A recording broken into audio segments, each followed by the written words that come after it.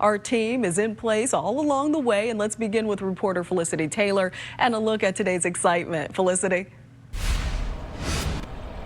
Well, Chandy, we're actually looking at that cleanup right now, and actually this cleanup is going to take longer than it took those winners to complete their 26.2 miles, but overall a very exciting, emotional, and highly successful Pittsburgh Marathon. From start, off they go. Here they go, to finish. The 2026 Pittsburgh Marathon was full of milestones. The community's embraced this event. Everybody knows somebody that's either ran or volunteered or spectated the event, and I think people see other people doing it and they say, I want to do it. So I think that's why it's grown. And then we've got a lot of international coverage. A sold-out weekend of races with 52,000 participants overall. Sunday, the coldest race day on record since the marathon's relaunch in 2009, just 35 degrees as the first group went off. And to cap it off, two memorable finishes in both the women's and the men's full marathons. In a record-breaking three-peat and beating her previous times, Kenyan native Jane Barakis won the women's full marathon with a time of 2 hours, 30 minutes, and 33 seconds. I was thinking there'll be no people today, but they were really nice, and they kept calling my name, and I was like, maybe they know me, or they're reading the number, or they saw me the previous 2 years, but there were really nice people out there. And a first-time Pittsburgh win for the local. Will Lovner from Indiana Township winning the men's full marathon with a time of 2 hours, 14 minutes, and 50 seconds. I mean, growing up and being from Pittsburgh and living here, like I helped out with this race when I was in high school, just volunteering, and to actually be able to win it is just, it's incredible. A special finish for both winners, propelled by the hundreds of Pittsburghers cheering them on.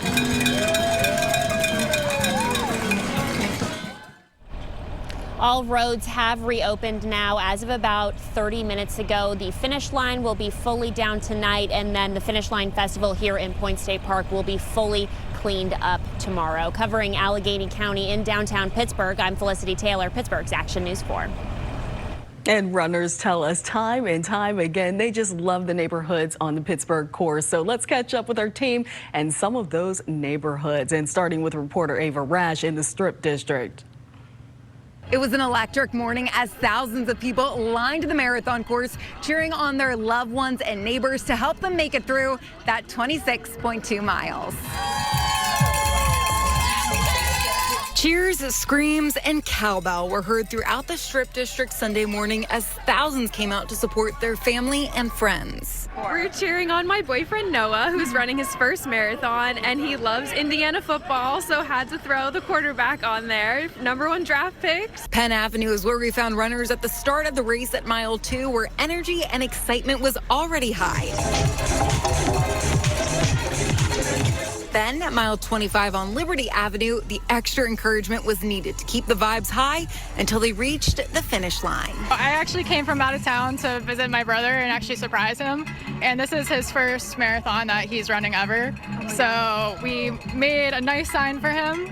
So hopefully he runs more marathons and can add to the list here, and just something he can remember this day by. For now, covering Allegheny County and the Strip District, Ava Rash, Pittsburgh's Action News 4. On a map, this stretch of Homewood on Frankstown Avenue is just miles 17 and 18 of the Pittsburgh Marathon. But to runners and the community, it's become a yearly traditional party. Go Homewood! Go Homewood! The crowd, they love us every time they come past here. We cheer them on. It's just like, go Homewood! Come through Homewood. Homewood is the best place to be during the marathon. With more than 8 miles before the finish line, runners once again were all smiles because they were on Frankstown Avenue in Homewood. The hydration station doubled as a dance party. Locals tailgating to show their support, and a group of volunteers helped make memories for the runners before they reached the finish line. Do you not see like the people that are out cheering for us and the people that are here and like the enthusiasm? They make us food and drinks. for us slow people, they're still here. They don't give up on us. The community, we come together as one all the time when it comes to the marathon, and we just love to do it. And I also talked to some runners as they were running, and they said not only do they want to come back for the Pittsburgh Marathon in another year, they can't wait to run through Homewood again. Covering Allegheny County in Homewood, Ed Diorio, Pittsburgh's Action News 4. Runners approaching mile marker 24 here at the intersection of Liberty and Heron Avenues. This is just one of the many parties along the course in 14 different neighborhoods. High fives, energy, and shots of beer at the Dancing Gnome Block Party, the intersection of Liberty and Heron Avenues right before mile marker 24. It is a block party. We are so blessed to be here. We partnered with Dancing Gnome Brewery. They donate all the beer. Early in the race, crowds lined up at mile marker 4 on East Commons. This is in front of Allegheny Center Alliance Church. This portion of the race featured a lot of cheering.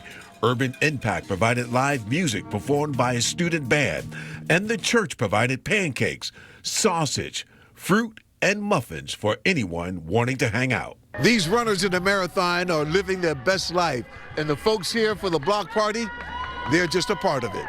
In Lawrenceville, Sheldon Ingram, Pittsburgh's Action News 4.